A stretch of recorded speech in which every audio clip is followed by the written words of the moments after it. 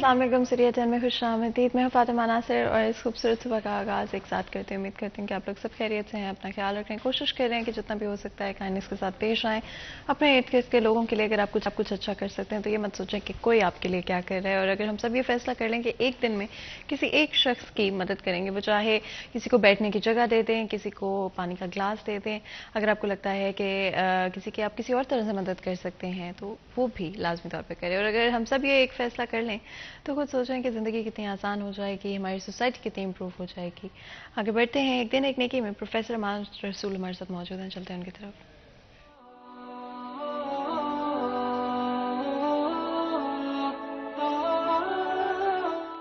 بسم اللہ الرحمن الرحیم. قرآن مجید میں جو نیکی ہے اس کو خیر کہا گیا ہے اور حسنہ کہا گیا ہے. یعنی خیر وہی ہے جو بھلائی کے کام ہوتے ہیں, اچھے کام ہوتے ہیں, اور حسنہ جب نیکی کو کہا گیا تو آپ خود دیکھ لیجئے کہ حسنہ یعنی حسن ہے. اور یہ جتنے بھی نام ہیں, محاسن, حاسن یا حسن یا حسین یا محسن, یہ سارے نام یہیں سے ہی ہیں, حسن سے ہی ہیں. تو گویا کہ جب حسنہ نیکی کو کہا گیا تو یہ اچھا ہی کام ہے, اور ایسا کام جو انسان کو بھلا لگتا ہے, انسان کو خوش کر دیتا ہے, انسان کی طبیعت, انسان کی عقل, انسان کی فطرت کے مطابق ہوتا ہے. انسان جب کوئی اچھا کام کرتا ہے تو اس کو سکون ملتا ہے, جسے ہم انگلش میں ٹرینکویلٹی کہتے ہیں, وہ اس کو نصیب ہوتی ہے. تو یہ کیوں ہوتی ہے؟ یہ نیکی ہے. تو معاشرے میں ہمیں نیکی کا چلن پیدا کرنا چاہیے. یعنی یہ چلن کہ بھلائی ہو, دوسروں کے ساتھ اچھے انداز سے ہماری گفتگو ہو, ہم کلام کریں, کوئی بھلے کا کام ہو تو اس میں آگے بڑھ کر ہم حصہ لے لیں, کوئی بڑا ہمیں آواز دے, بلائے تو ہم اٹھ کر اس کے پاس جی کر کے ہم چلے جائیں. اسی طرح ہم معاشرے میں غریب کو دیکھیں, کسی مفلس کو دیکھیں تو جس حد تک بھی ہم سے ہو سکے ہم اس کی مدد کر دیں. کسی کو کوئی اچھی بات بتانی ہو تو اچھی بات بتانے میں ہم بخل نہ کریں. اگر کوئی طالب علم ہے, وہ کچھ سیکھنا اور سمجھنا چاہتا ہے اور ہمارے پاس علم ہے تو ہم اس کو سکھانے میں کبھی بھی بخل سے کام نہ لیں. تو یہ بھلائی ہے, یہ نیکی ہے. اللہ تعالیٰ نے قرآن پاک میں خیر کہا اس کو, اور اس کو حسنہ کہا ہے. جب معاشرے کا یہ چال چلن بن جاتا ہے تو معاشرے میں ایک فریشنس آ جاتی ہے, ایک جسے ہم کہتے ہیں کہ ایک معاشرے میں حسن آ جاتا ہے, خوبصورتی آ جاتی ہے, معاشرے میں تر و تازگی آ جاتی ہے. ہر طرف جو لوگ ہوتے ہیں, چہرے ہوتے ہیں, وہ خوشی اور مسرت سے مسکرا رہے ہوتے ہیں. یہ تب ہوتا ہے کہ جب ہم دوسروں کے لیے بھلائی کا جذبہ رکھیں, نیکی کا جذبہ رکھیں, اور آگے بڑھ کر اپنا کردار ادا کرنے کی کوشش کریں. یہ وہ صورت ہے کہ آج اگر ہم یہ چاہتے ہیں کہ ہمارا معاشرہ زندہ ہو اور ہم زندہ رہیں تو پھر ہمیں نیکی اور بھلائی کو عام کرنا چاہیے. یعنی مادی دنیا میں انسان اپنے مادی مفادات کو دیکھتا ہی ہے, اور اس میں کوئی شک نہیں ہے کہ انسان کماتا ہے, محنت کرتا ہے. لیکن یہ بات یاد رکھیے کہ اگر انسان نیکی اور بھلائی کے راستے پر چلتا رہے تو اس سے معاشرے میں جو ایک ہم آہنگی کا ماحول بنتا ہے, ایک محبت اور پیار کا ماحول بنتا ہے, ایک اخوت کا اور شفقت کا ماحول بنتا ہے, اس میں انسان کی جو زندگی ہے وہ پرامن بھی ہوتی ہے, مطمئن بھی ہوتی ہے, پرسکون بھی ہوتی ہے. اسی پیغام کے ساتھ آج کے دن کا پروگرام کا آغاز کرتے ہیں. اینڈ آف کورس صبح کے وقت ہمیشہ چاہیے کہ سب سے پہلے اٹھ کر اللہ تعالیٰ کا شکر ادا کریں اس ہر چیز کے لیے جو کہ آپ کی زندگی میں موجود ہے, اس ہر نعمت کے لیے جو آپ کی زندگی میں موجود ہے. ہم زندگی کو کئی دفعہ اور زندگی میں جو امپورٹنٹ چیزیں ہیں ان کو فور گرانٹیڈ لے لیتے ہیں. تو آئی تھنک ہمیشہ ان چیزوں کو یاد رکھنا چاہیے, ان چیزوں کو اپریشیٹ کرنا چاہیے. جب آپ اللہ تعالیٰ کا شکر ادا کرتے ہیں, ان چیزوں کو اپریشیٹ کرتے ہیں, ویلیو کرتے ہیں جو کہ آپ کی زندگی میں موجود ہے, تو اللہ تعالیٰ ہمیشہ آپ کو بڑھ چڑھ کے اور زیادہ دیتے ہیں. ناٹ ٹو مینشن کہ آپ کے آف کورس اگر آپ اسٹریسڈ ہیں, اگر پریشان ہیں کسی چیز کو لے کر, تو ہمیشہ سکون بھی ملتا ہے یہ سوچ کر کہ کتنی نعمتیں ہیں جو کہ ہم فور گرانٹیڈ لیتے ہیں, جن کو ہم ریئلائز نہیں کرتے ہیں, اپریشیٹ نہیں کرتے ہیں. آگے بڑھتے ہیں. ہمارا نیکسٹ سیگمنٹ ہوگا ٹوڈیز ویدر.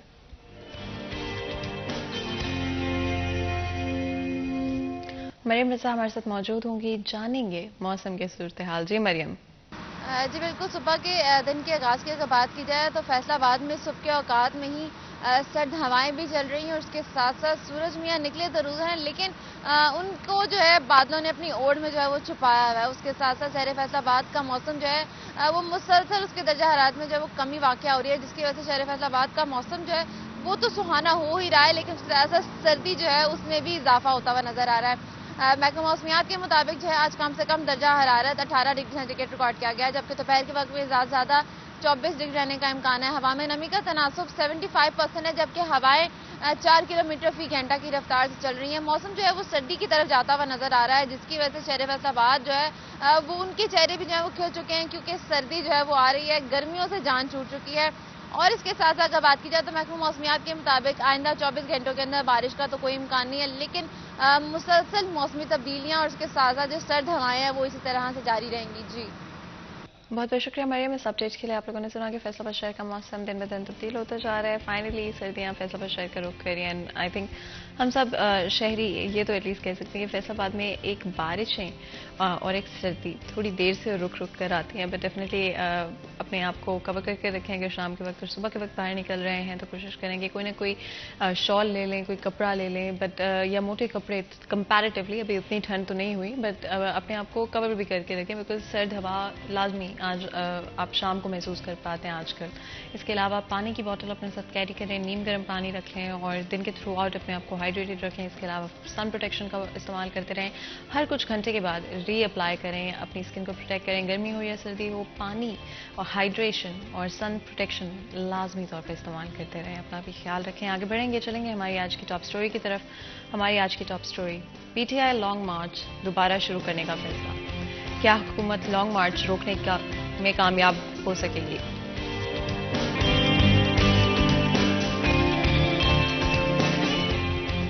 جی یہ تھی ہماری آج کی ٹاپ سٹوری۔ آپ لوگوں نے سنا کہ لانگ مارچ ایک دفعہ پھر سے شروع کر دی گئی ہے، and of course P T آئی کی طرف سے پہلے بھی ڈفرینٹ جلسے بھی کیے جا رہے تھے اور اس کے بعد اب ایونچولی لانگ مارچ کی طرف آئے ہیں۔ اس سے پہلے بھی ایک دفعہ لانگ مارچ کی گئی اور اس کا ڈفرینٹ طرح سے اسے رن کیا گیا، لیکن اس دفعہ لانگ مارچ زیادہ انٹینس ہے، زیادہ لوگ شامل ہیں اور دن بدن آپ پولیٹیکل سیناریو کو تبدیل ہوتا ہوا دیکھ رہے ہیں۔ اگر ہم اس سال کے شروع میں چل جاتے ہیں، ڈفرینٹ پولیٹیکل چینجز ہم نے ہوتے ہوئے دیکھے، کچھ سڈن تھے، اینڈ آئی تھنک عوام کے لیے تھوڑا مشکل تھا ان کو ڈائجسٹ کرنا، عوام کے لیے ان کو ایکسیپٹ کرنا تھوڑا مشکل تھا، اینڈ آگے چلتے ہوئے کس طرح سے چیزیں تبدیل ہوں گی اس لانگ مارچ کے اینڈ پہ، کیا آؤٹ کمز ایکسپیکٹ کیے جا رہے ہیں اور اس لانگ مارچ کے ہوتے ہوئے کیا چیزیں ایکسپیکٹ کی جاتی ہیں، ان پر بات کریں گے۔ ہمارے ساتھ بہت ہی خاص مہمان اسٹوڈیو میں موجود ہیں، ہمارے ساتھ ڈاکٹر حسن مسعود موجود ہیں، former general secretary P T I north Punjab ہیں، ٹکٹ ہولڈر PP 117 ہے۔ آپ کو ویلکم کرتے ہیں شو میں۔ بہت بہت شکریہ ہمارے لیے ہمارے شو کے لیے وقت نکالنے کے لیے۔ بہت شکریہ جی آپ کا، آپ نے مجھے مدعو کیا اپنے پروگرام میں۔ اینڈ جس طرح سے میں بات کری تھی کہ لانگ مارچ آف کورس پورے ملک میں اس وقت ہلچل مچی ہوئی ہے، پولیٹیکل سیناریو تبدیل ہوتا ہوا نظر آ رہا ہے، اس لانگ مارچ کو لے کر کیا ایکسپیکٹیشنز ہیں، کیا آؤٹ کم ایکسپیکٹ کریں آپ؟ بسم اللہ الرحمن الرحیم۔ دیکھیں یہ بھی آپ نے بات کی کہ پولیٹیکل سینیریو چینج ہوتا نظر آ رہا ہے، یہ جو پولیٹیکل سینیریو میں تبدیلی کو تھوڑی بہت ابھی نظر آنی شروع ہوئی ہے، اس کی بنیادی وجہ وہ لانگ مارچ ہے، وہ اسٹرگل ہے، وہ جدوجہد ہے جو پی ٹی آئی کے ورکرز نے اپنے قائد کی آواز پہ شروع کی ہوئی ہے۔ اس میں کچھ دنوں کا وقفہ آ گیا، وہ جو انسیڈنٹ ہو گیا، اور اللہ تعالیٰ کا شکر ادا کرتے ہیں کہ اللہ تعالیٰ نے عمران خان صاحب کو دوبارہ زندگی دی اور اس وجہ سے کچھ دنوں کا وقفہ آ گیا، اور یہ وہی جو پولیٹیکل سینیریو میں تبدیلی نظر آ رہی ہے، یہ اس حقیقی آزادی مارچ کی وجہ سے نظر آنی شروع ہوئی ہے۔ ادروائز ملک میں جو سینیریو چل رہا تھا، جس طرح ادارے تباہ ہو رہے تھے، جس طرح معیشت تباہ ہو رہی تھی، یہی معاملات کنٹینیو چلتے ہوتے ہوئے نظر آ رہے تھے، اور اس میں بہت بڑا کریڈٹ میں دیتا ہوں عمران خان صاحب کو، جنہوں نے تمام تر حالات کے باوجود صبر کا مظاہرہ کیا اور اپنے ورکرز کو کسی بھی سٹیج پہ متشدد نہیں ہونے دیا، اور آپ دیکھیں کہ لاہور میں لوگوں کا کتنا پازیٹیو رسپانس تھا، اس کے باوجود کوئی ایک پتا بھی نہیں ٹوٹا۔ اسی طرح شاہدرہ میں، اسی طرح مرید میں، اسی طرح گجرانوالہ میں خان صاحب کا تاریخی استقبال بھی ہوا اور لوگوں نے بھرپور شاندار طریقے سے لانگ مارچ میں حصہ لیا، اور آپ کے علم میں ہے کہ کسی کو ایک کنکر بھی نہیں لگی۔ یہ جو خان صاحب کی جدوجہد ہے، اس کی وجہ سے पॉलिटिकल सिनेरियो में तब्दीली इंशाल्लाह ज़रूर आएगी और इसी में मुल्क की बका है और इसी में मेरी, आपकी और हमारे बच्चों की मुस्तकबिल का तहफ़्फ़ुज़ है। इसलिए इंशाल्लाह हम अपने मकसद में ज़रूर कामयाब होंगे। हमारे कायद का हुक्म है कि हमने पुरअमन रहना है, हर हालत में पुरअमन रहना है और इंशाल्लाह हम पुरअमन रहेंगे। एंड ऑफ कोर्स इस लॉन्ग मार्च के साथ बहुत सारे सवालात हैं। पॉलिटिकली आप अगर देखें तो आपको एक नज़र आ रही होगी हमारी इस वक्त की हुकूमत में भी, आपको डिफरेंट दूसरी पार्टीज़, अपोजिशन की पार्टीज़ में भी एक तरह की हलचल नज़र आ रही होगी। महसूस हो रहा होगा कि कहीं ना कहीं वो डिस्टर्ब्ड हैं, कहीं ना कहीं परेशान लग रहे हैं। एंड कितने लोग हैं या कितनी पॉपुलेशन एक्चुअली में इस लॉन्ग मार्च में शामिल है, इसके हवाले से भी बात करेंगे। हमें स्टूडियो में ज्वाइन कर रहे हैं एक और बहुत ही खास मेहमान उमैर अजमत हमारे साथ मौजूद हैं, सीनियर रिपोर्टर सिटी 41 आपको वेलकम करते हैं शो में। बहुत बहुत शुक्रिया हमारे शो के लिए वक्त निकालने के लिए। उमैर, जिस तरह से हम बात कर रहे थे कि लॉन्ग मार्च के बहुत सारे डिफरेंट इफेक्ट्स होते हुए नज़र आ रहे हैं, आपको हलचल नज़र आ रही है, आपको हुकूमत में एक एंक्शसनेस नज़र आ रही है, डिफरेंट पार्टीज़ आपको एंक्शस नज़र आ रही हैं, इसके पीछे क्या रीज़न है? कितनी पॉपुलेशन इस लॉन्ग मार्च में शामिल है? बिस्मिल्लाहिर्रहमानिर्रहीम। देखें, लोगों की तादाद के हवाले से तो मुख्तलिफ दावे सामने आ रहे हैं।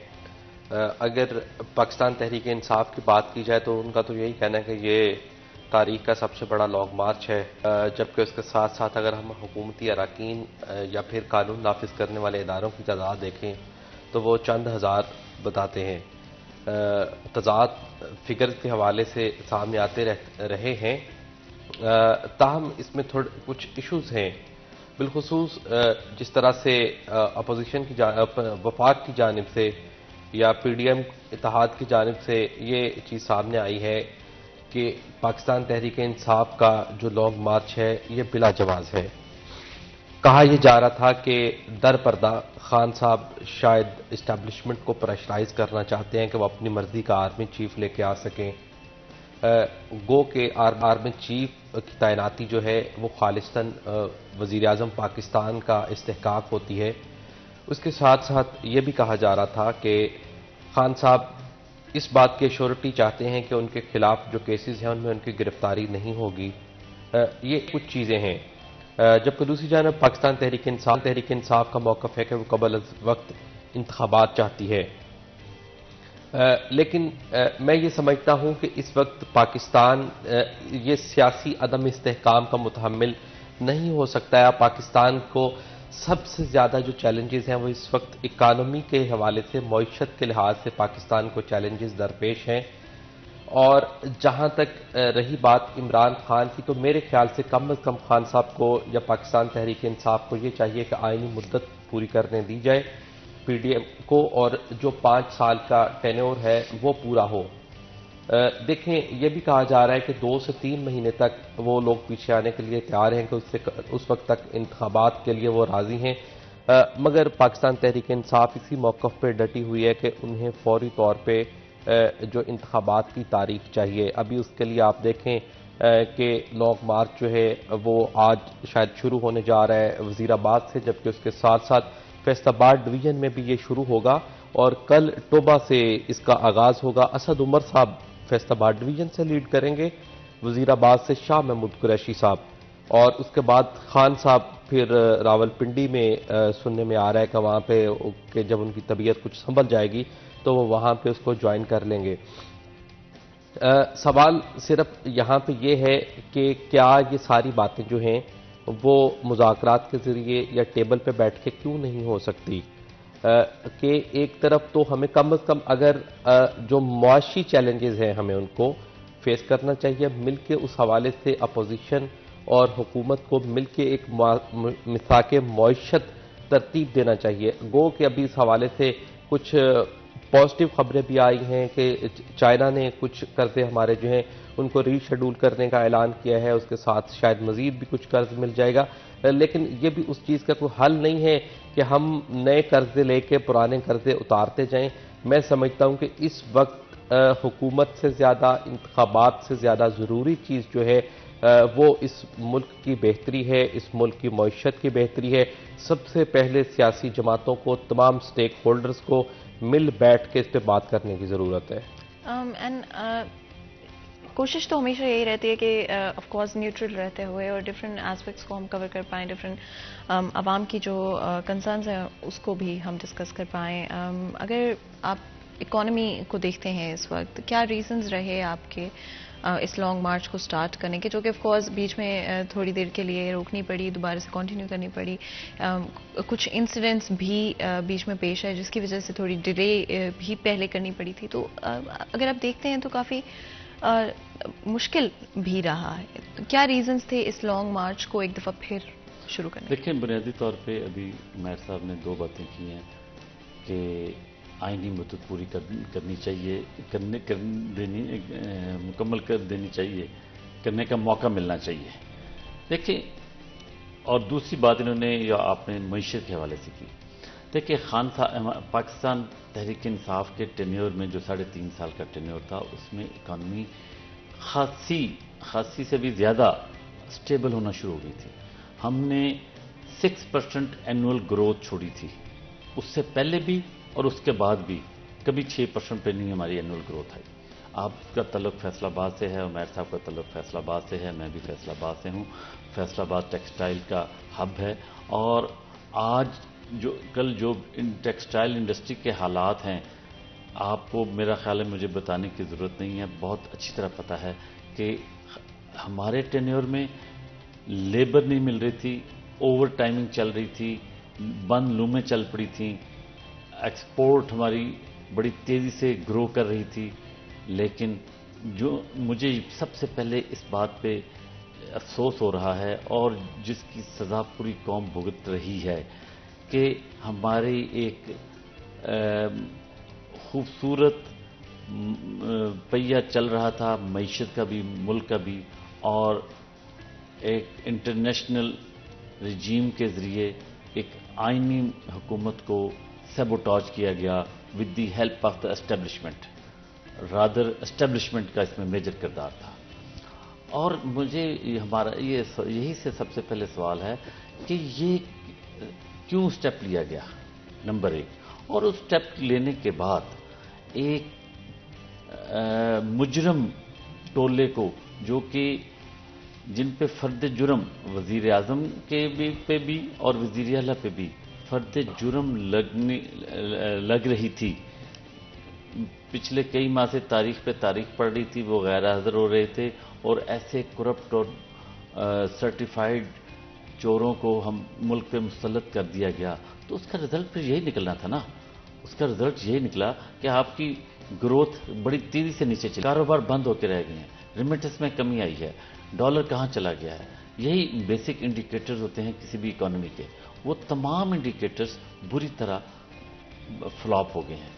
تو یہ وہ بنیادی طور پہ وجوہات ہیں جن کی وجہ سے یہ آپ کی اکانومی، آپ کا معیشت اور یہ لوگوں کی کاروباری حالات اور لوگوں کی جو بزنس اور بجٹ سارا تباہ ہو کے رہ گیا ہے. اس کے خلاف ہم نے یہ لانگ مارچ کیا ہے، اور انشاءاللہ ہم اپنے مقصد میں ضرور کامیاب ہوں گے. جیسے آپ نے خود فرمایا کہ مس ہیپ ہونے کی وجہ سے درمیان میں 1 ہفتے کا ڈیلے ہو گیا.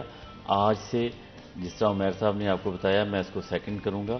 فیصل آباد ڈویژن سے بھی شروع ہو رہا ہے، وزیر آباد سے بھی شروع ہو رہا ہے، اور کے پی کے سے 4 مختلف ریجن سے شروع ہو رہا ہے. بالکل. جس طرح پنجاب میں 2 جگہ سے شروع ہو رہا ہے، تو کے پی کے میں 4 جگہ سے شروع ہو رہا ہے. اگر آپ کی اجازت ہو تو بریک کا وقت ہو رہا ہے، چھوٹا سا بریک لیتے ہیں، کہیں میں جائے گا، ہمارے ساتھ رہے گا.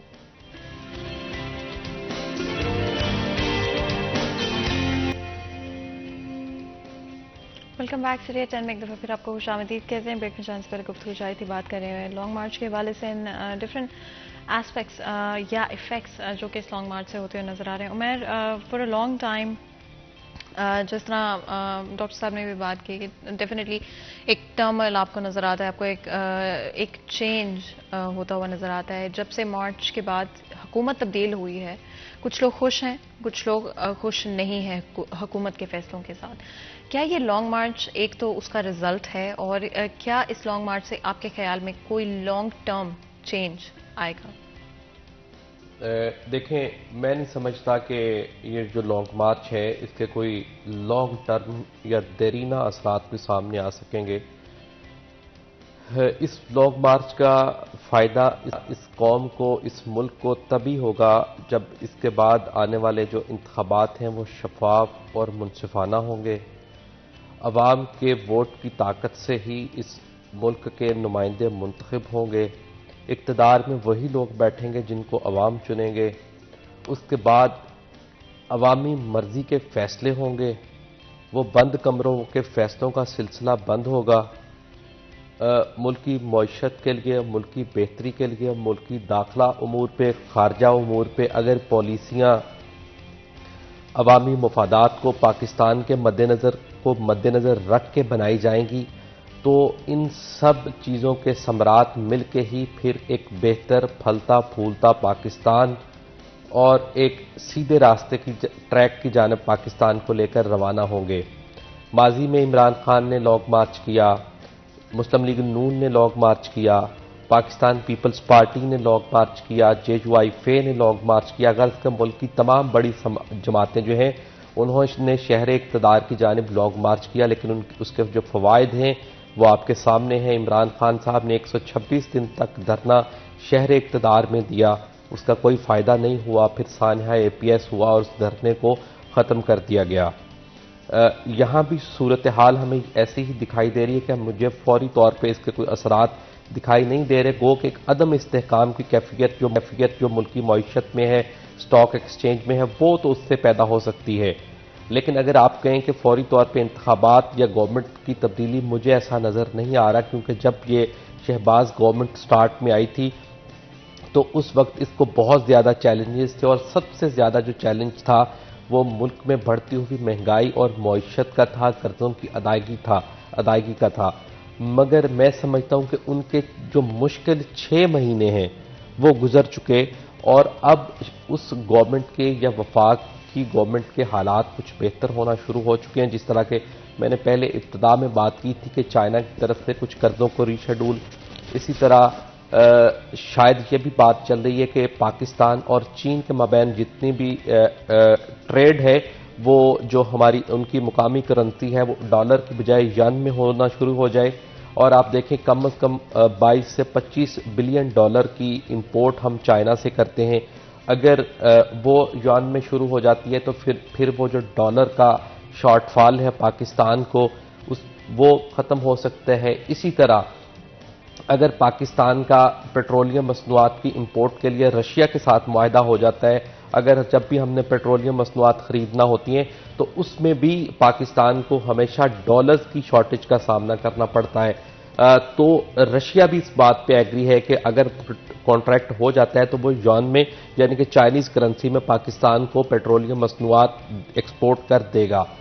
تو میں یہ سمجھتا ہوں کہ اب اور اس کے ساتھ ساتھ سعودیہ کی جانب سے بھی سرمایہ کاری کے ساتھ ساتھ کچھ مزید شاید پیکیجز کے اعلانات کی توقع کی جا رہی ہے۔ تو میں یہ سمجھتا ہوں کہ یہ خبریں یا یہ جو چیزیں ہیں ان سے مجھے ایسا لگ رہا ہے کہ جو موجودہ حکومت ہے وہ شاید ابھی جانے والی نہیں ہے، وہ مزید چلے گی۔ یہ میری کم از کم پیشگوئی ہے اس حوالے سے، کیونکہ ان کا ابتدا جو تھی وہ بہت مشکل تھی۔ اس وقت تو شاید یہی لگ رہا تھا کہ یہ لوگ ایک ہفتہ بھی نہیں نکال پائیں گے، اور اس وقت پاکستان تحریک انصاف کا پریشر بھی جو تھا وہ اس گورنمنٹ پہ بہت زیادہ تھا، اور پھر اس کے بعد رہی صحیح کسر جو تھی وہ مہنگائی نے نکال دی تھی۔ لیکن اب وہ لوگ قدرے اسٹیبل ہو چکے ہیں۔ مجھے نہیں لگتا کہ یہ لانگ مارچ جو ہے اس کے فوری طور پہ کوئی دور اثرات جو ہیں وہ سامنے آ سکیں گے۔ اگر آپ اس وقت پریڈکٹ کریں تو آپ کے خیال میں یہ لانگ مارچ کتنے اور وقت تک جاری رہے گی؟ دیکھیں، خان صاحب کا پریڈکٹ والی بات نہیں، بڑا کلیئر انہوں نے میسج دیا ہے کہ جب تک فیئر اینڈ فری الیکشن کی تاریخ نہیں ملتی ہماری یہ تحریک، ہمارا یہ لانگ مارچ، ہماری یہ جدوجہد جاری و ساری رہے گی اور گریجولی چلتی رہے گی۔ جس طرح لاہور سے یہ کم از کم 6 دن لگے ہیں ان کو وزیر آباد تک جاتے ہوئے، جس طرح ابھی انہوں نے کہا ہے کہ وزیر آباد سے اسلام آباد تک اباؤٹ 10 دن لگ جائیں گے، تو یہ لانگ مارچ کی جدوجہد جاری رہے گی. خان صاحب کے سامنے انہوں نے بڑا واضح طور پہ بتایا ہے کہ مجھے اس سے کوئی دلچسپی نہیں ہے کہ کس کو آرمی چیف آپ لگاتے ہیں، کیونکہ یہ بیسیکلی کرنٹ حکومت پرائم منسٹر کا آئینی استحقاق ہے کہ وہ اپنا صوابدیدی اختیار استعمال کرتے ہوئے جس کو چاہے آرمی چیف بنائے. لیکن ہمارا صرف ایک مطالبہ ہے اور پہلے دن سے ہی ہے کہ as early as possible fair and free election. جب تک اس کی ڈیٹ اناؤنس نہیں ہوگی یہ جدوجہد جاری رہے گی. اینڈ عمیر، آپ کو لگتا ہے کہ یہ ڈیٹ اناؤنس کی جائے گی؟ اینڈ اگر کی جاتی ہے تو وٹ ڈز دیٹ مین آج پولیٹیکل سیناریو کے لیے؟ دیکھیں، سیاست میں کوئی بھی چیز حرف آخر نہیں ہوتی. ابھی بھی شاید وہ بیک ڈور مذاکرات یا ڈپلومیسی ہو رہی ہو. جس طرح پاکستان تحریک انصاف کا موقف ہے کہ وہ اگر لانگ مارچ لے کے جا رہے ہیں تو انہیں فوری طور پہ اگلے آئندہ جنرل الیکشنز کی ڈیٹ چاہیے، اور اس پہ جبکہ جو حکومت ہے وہ اس کا ایسا کوئی ارادہ نہیں ہے کہ وہ فوری طور پہ الیکشنز کی ڈیٹ اناؤنس کر دیں. اگر اس میں بہت کچھ ہوتا بھی ہے تو اس میں کوئی درمیانی راستہ نکالا جائے گا. اس درمیانی راستے کے ذریعے سے ہی جو معاملات ہیں وہ آگے لے کے جائے جا سکیں گے، کیونکہ جب تک ڈیڈ لاک برقرار رہے گا تو وہ میں نہیں سمجھتا کہ وہ پاکستان کے حق میں بہتر ہوگا.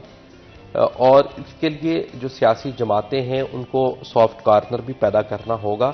اور میں سمجھتا ہوں کہ ٹھیک ہے آپ انتخابات کی تاریخ بھی مانگیں، لیکن اس کے ساتھ ساتھ جو انتخابی اصلاحات ہیں وہ بھی ہونی چاہیے. جس طرح پاکستان تحریک انصاف کی جانب سے کہا گیا تھا کہ الیکٹرانک ووٹنگ مشینز کے ذریعے اگلے جنرل الیکشنز ہوں گے، لیکن جب پی ڈی ایم کی حکومت آئی تو انہوں نے اس چیز کو ختم کر دیا. ان کی جانب سے یہ موقف اختیار کیا گیا کہ دنیا کے بیشتر جو کنٹریز ہیں جہاں جہاں پہ ای وی ایم آیا ہے تو اس کا تجربہ اتنا کامیاب نہیں رہا. جو بھی ہے بہرحال کم از کم انتخابی اصلاحات ہونی چاہیے. الیکشن کو صاف، شفاف، منصفانہ بنانے کے لیے حکومت کو، اپوزیشن کو ایک پیج پہ آ کے اس پہ قانون سازی کرنی چاہیے. دیکھیں ہم پچھلے 70-72 سالوں سے پاکستان میں انتخابات ہوتے آ رہے ہیں، لیکن ہر الیکشن کے بعد اس کی جو شفافیت ہے اس پہ سوالات اٹھ جاتے ہیں. 13 کے الیکشنز ہوئے تو اس سے خان صاحب نے کہا کہ یہ آروز کا الیکشن تھا. آروز نے پاکستان مسلم لیگ نون کو اقتدار دیا. اسی طرح جب 18 کے الیکشن ہوئے پاکستان تحریک انصاف برسر اقتدار آئی تو ان کے مخالفین نے یہی نعرہ پھر اس کے بعد دیا کہ پاکستان تحریک انصاف کو جتوایا گیا ہے. پاکستان تحریک انصاف جیتی نہیں تھی بلکہ اس کو جتوا کے عوام پر مسلط کیا گیا، اور یہی کہا جاتا رہا کہ عمران خان جو ہیں وہ اس ملک کے لاڈلے ہیں اور ان کو اب ملک پر حکومت دی گئی لیکن وہ نہیں چلا سکے. یہ دیکھیں یہ کم از کم یہ سلسلہ بند ہونا چاہیے. دنیا کے مہذب ممالک کہاں پہ پہنچ چکے ہیں. ہماری سچویشن دیکھیں، بنگلہ دیش ہمارے بعد آزاد ہوا، وہ ہم سے آگے نکل چکا ہے. اسی طرح اگر ہم انڈیا کی بات کریں تو وہ اکانومی میں ہم سے آگے نکل چکا ہے. جنوبی ایشیا کے کنٹریز ہم سے آگے چلے گئے ہیں. تو پوری دنیا میں ویسٹ کا تو ہم مقابلہ ہی نہیں کر سکتے. ہم دیکھیں ہم آج کہاں پہ کھڑے ہیں، بجائے اس کے کہ ہماری حالت میں کچھ بہتری ہو.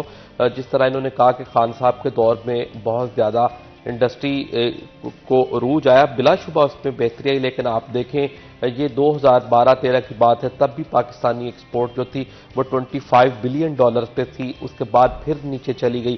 اگر پھر آ کے 2020-21 میں وہ دوبارہ $25 بلین پہ چلی جاتی ہے، اس کو تھوڑا ایکسیڈ کرتی ہے، تو ہم نے کون سا تیر مار دیا ہے. آپ دیکھیں ان 8-9 سالوں میں بجائے اس کے کہ ہماری ایکسپورٹ جو تھی وہ مور دین $50 بلین ہوتی، ہم اپنا تجارتی خسارہ جو تھا اس کو کنٹرول کرنے کے قابل ہوتے، وہ ہم $75 بلین کے اوپر جا رہے ہیں. تو بجائے اس کے کہ ہم ابھی بھی وہی 20-22-24-25 ارب ڈالر پہ جو ہے وہ چل رہے ہیں اور اسی پہ ہم خوش ہوں کہ ہم نے بہت حاصل کر لیا ہے. میں سمجھتا ہوں کہ یہ کافی نہیں ہے. اب ان تمام چیزوں کو بالائے طاق رکھتے ہوئے نہ صرف انتخابی اصلاحات ہونی چاہیے تاکہ جو بھی پارٹی آئے جس کو عوامی مینڈیٹ ملے وہ حکمران ہو، دوسرے کے پاس اس چیز کا کوئی حق نہ ہو کہ وہ انگلی اٹھا سکے کہ یہ غلط طریقے سے آیا ہے، یہ چور دروازے سے آیا ہے، کیونکہ یہ 22 کروڑ عوام کا ملک ہے، 12 کروڑ یہاں کے ووٹر ہیں۔ تو میں سمجھتا ہوں کہ ان 12 کروڑ ووٹرز کے ووٹ کا تقدس جو ہے وہ بحال ہونا چاہیے۔ نواز شریف صاحب نے نعرہ لگایا ووٹ کو عزت دو، اور اس کے بعد آپ دیکھیں میاں صاحب خود کام پہ بیٹھے ہوئے ہیں، وہ بیماری کا بہانہ کر کے پاکستان سے باہر گئے، کتنے سال ہو چکے ہیں، ابھی تک وہ واپس آنے کا نام ہی نہیں لے رہے۔ سیاسی ان کی تمام ایکٹیویٹیز چل رہی ہیں، لیکن ملک میں آنے کے لیے آئیں، پاکستان میں آئیں۔ اگر آپ کو پاکستان سے اتنی محبت ہے، ہم سے اتنی محبت ہے، تو آئیں، آ کے پاکستان میں حالات کا مقابلہ کریں، لے کے چلیں، آپ آگے لگیں، کیونکہ شہباز شریف صاحب تو عوام کو ریلیف دینے میں ناکام ہو چکے ہیں، اور اس طرح سے شہباز شریف صاحب اپنی وہ صلاحیت یا قابلیت جو پنجاب میں ان کو شہباز سپیڈ کہا جاتا ہے، مجھے اب وہ کم از کم وفاق میں کہیں پہ نظر نہیں آ رہے۔ اگر آپ کی اجازت ہو میں تو یہاں پر چھوٹا سا بریک لیں گے، کہیں مت جائے گا، ہمارے ساتھ رہیے گا۔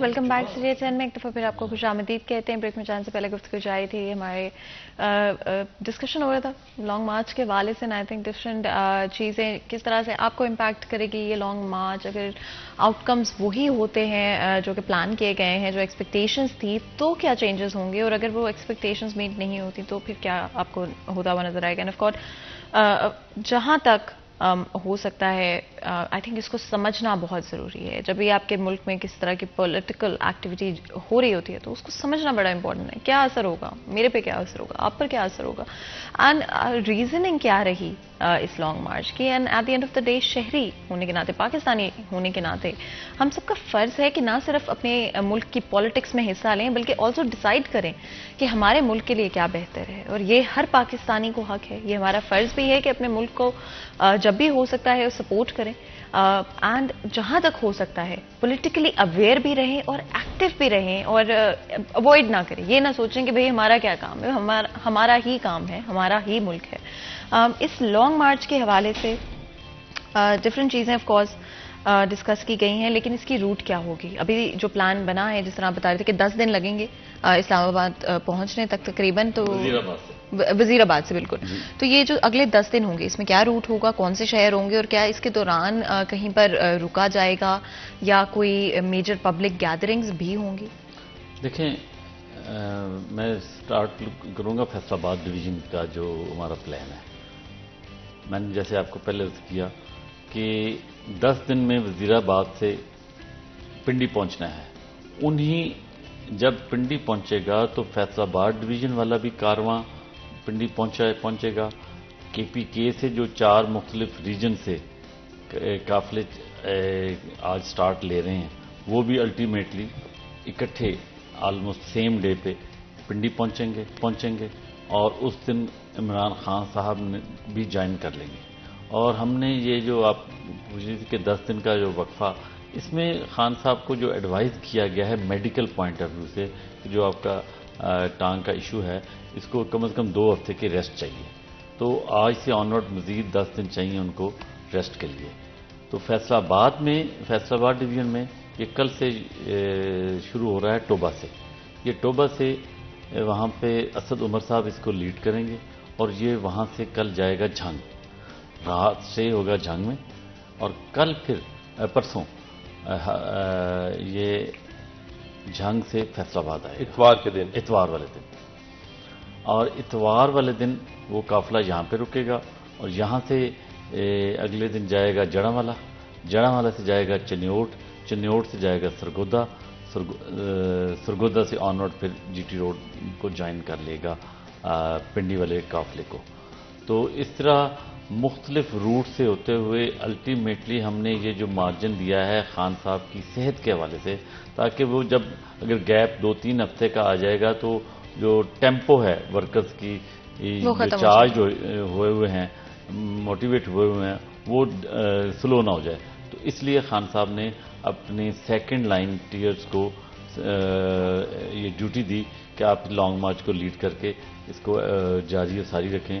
تو فیصل آباد میں اسد عمر صاحب تشریف لا رہے ہیں، وزیر آباد سے شاہ محمود قریشی صاحب، KPK میں 3 مختلف جگہوں پہ، ایک پہ پرویز خٹک صاحب، ایک پہ اسد کیسر صاحب، اور اس طرح مختلف ہماری قیادت KPK سے 3 جگہوں سے نکلے گی. اور اینڈ آف کورس آپ لوگوں کی جو الٹیمیٹ ڈیسٹینیشن ہے وہ اسلام آباد پنڈی کی طرف آپ لوگ رخ اچھا ڈاکٹر صاحب ایک چیز مجھے ذرا کلیئر کر دیں ہمارے ناظرین کو بھی کہ کل جمعہ کو ٹوبہ سے لانگ مارچ شروع ہوگا، کیا وہ رات کو ختم ہو جائے گا یا وہی لوگ آگے جھنگ جائیں گے، پھر وہی جنگ کے لوگ ٹوبہ کے لوگ مل کے فیصل آباد آئیں گے، فیصل آباد اور باقی شہروں کے لوگ مل کے جڑا، کیا اسی طرح چلتا رہے گا یا یہ روز رات کو ختم ہو جایا کرے گا اور اگلے دن دوسرے شہر سے شروع ہوگا؟ یہ ذرا ہمیں دیکھیں اس میں بڑا واضح پالیسی ہے. جس طرح خان صاحب نے لاہور سے شروع کیا تھا، یہ فیصل آباد پہنچ کے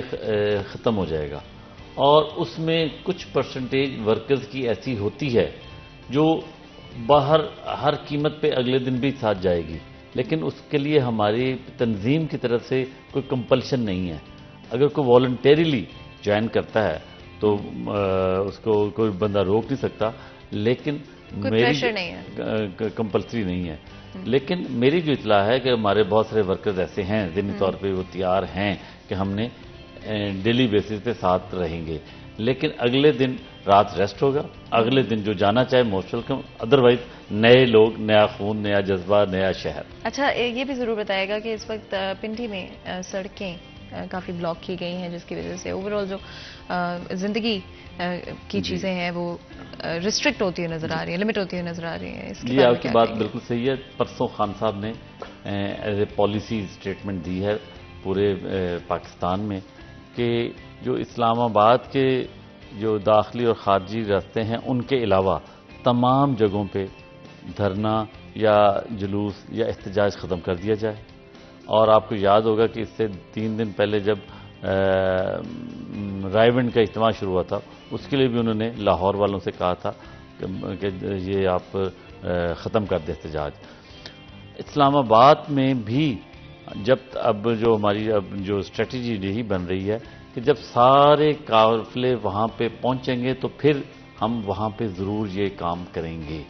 دیکھیں ہماری کاز بہت بڑی ہے، ڈیفینیٹلی ہمیں احساس ہے، لیکن کسی جگہ پہ جس دن خان صاحب کو نااہل کیا گیا اس دن جس دن حملہ ہوا ہے خان صاحب پہ وزیر آباد میں، تو فیصل آباد آلموسٹ چوک ہو گیا تھا مختلف، لیکن میں خود موجود تھا لائٹ موڑ پہ.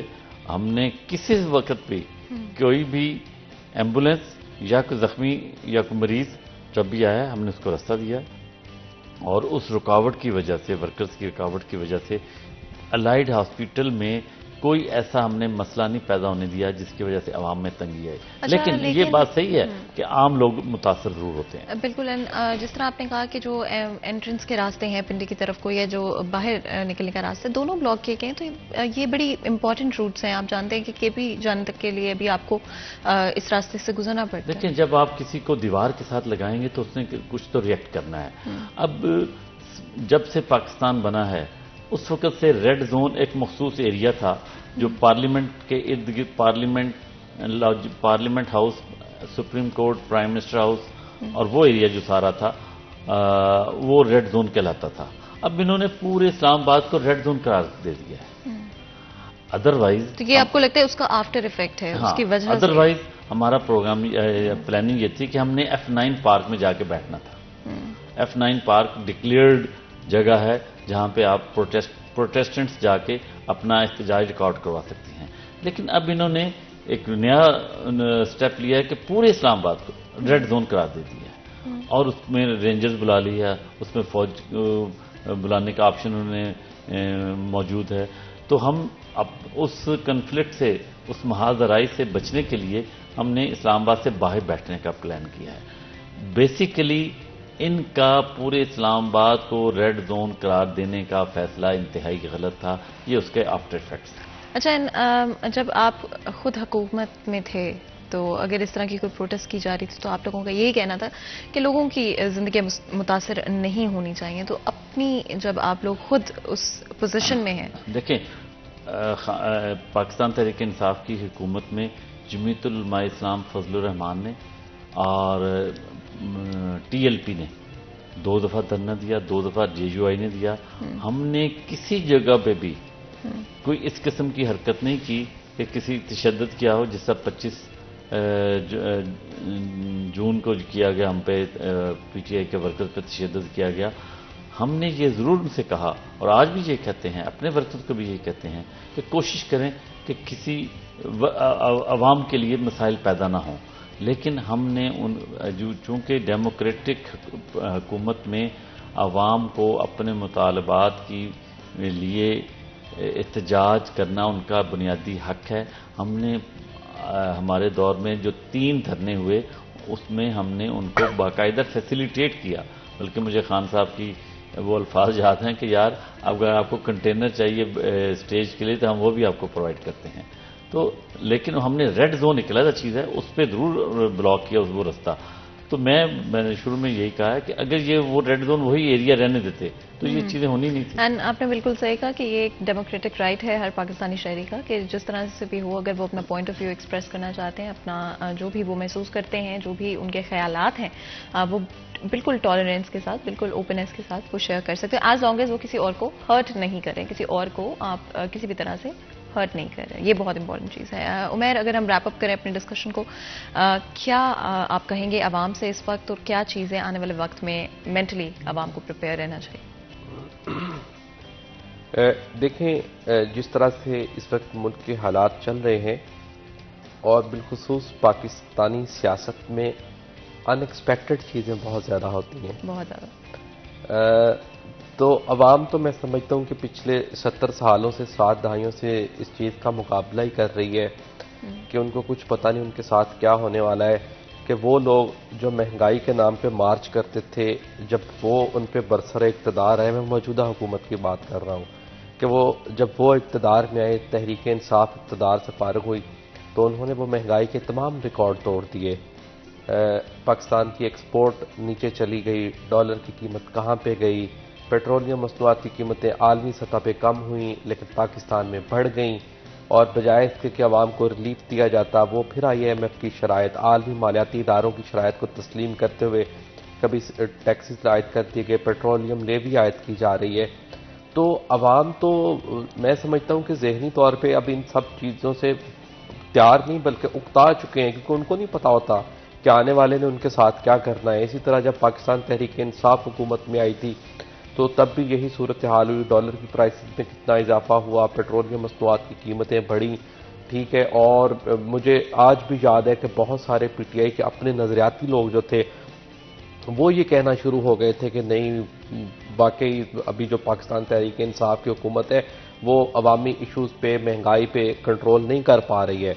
लेकिन उसके बाद जब PDM वाले आए जिन्होंने महंगाई मार्च कर करके अवाम का ये ज़हन बनाया कि PTI से जान छूटेगी तो शायद कोई इनके मसीहा जो है वो आके बैठ जाएंगे, लेकिन दिया उन्होंने भी अवाम को कुछ नहीं है। तो मैं समझता हूँ कि अवाम जो है वो अब इन रोज़ रोज़ के एहतजाजों से, धरनों से, इन सब चीज़ों से उकता चुकी है।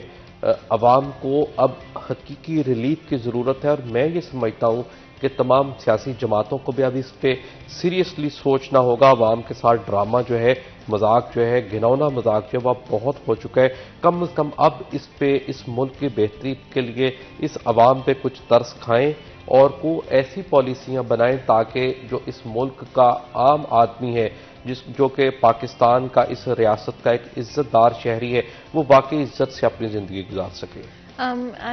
अगर आप आवाम को कुछ कहना चाहें। देखें, मेरा इसमें मौक़िफ़ बड़ा वाज़ेह है कि इस वक्त हमारे कायद पाकिस्तान तहरीक इंसाफ के चेयरमैन अब हमारे बच्चों के मुस्तकबिल की बका की जंग लड़ रहे हैं। इनको चाहिए कि इस वक्त पूरी तनदही से इमरान खान की कॉल को लब्बैक कहते हुए इस लॉन्ग मार्च में हिस्सा लें, और पुरअमन तरीके से जो लॉन्ग मार्च हो रहा है, और अल्हम्दुलिल्लाह लाहौर से लेकर वज़ीराबाद तक हमने ये साबित किया है कि इंसिडेंट हो जाना किसी वक्त नॉर्मल लाइफ में भी हो सकता है, लेकिन ये जो वज़ीराबाद का हादसा हुआ है वो तो प्लान टारगेटेड किलिंग की अटेम्प्ट की गई थी। अल्लाह ताला बड़ा मुसब्बिबुल असबाब है, अल्लाह ताला गफूर रहीम है, उसने खान साहब को दोबारा नई ज़िंदगी दी। لیکن ہمارا یہ پرامن احتجاج ہے اور آپ عوام کے لیے ہے، اب ملک کے مستقبل کی بہتری کے لیے ہے. میرا یہ پیغام ہوگا کہ وہ اس لانگ مارچ میں بھرپور طریقے سے حصہ لیں. بالکل، آپ دونوں کا بہت بہت شکریہ ہمارے لیے، ہمارے شو کے لیے وقت نکالنے کے لیے. یہاں پہ چھوٹا سا بریک لیں گے، کہیں مت جائے گا، ہمارے ساتھ رہے گا.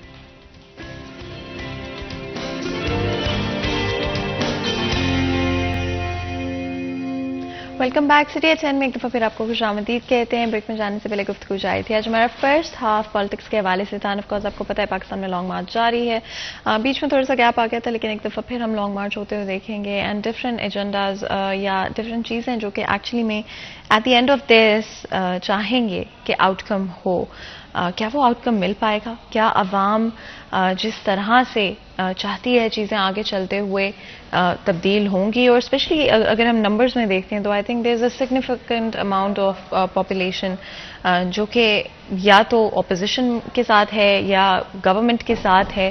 And either way I think عوام کا حق ہے کہ جو عوام چاہتی ہے آگے چلتے ہوئے وہی آؤٹ کمز ان کو دیکھنے کو ملے. And freedom of expression I think also some thing very very important. آگے بڑھیں گے اور اس سے پہلے کہ ہم اپنے نیکسٹ ڈسکشن کی طرف جائیں، ہمارا نیکسٹ سیگمنٹ ہوگا آج کے بھاؤ.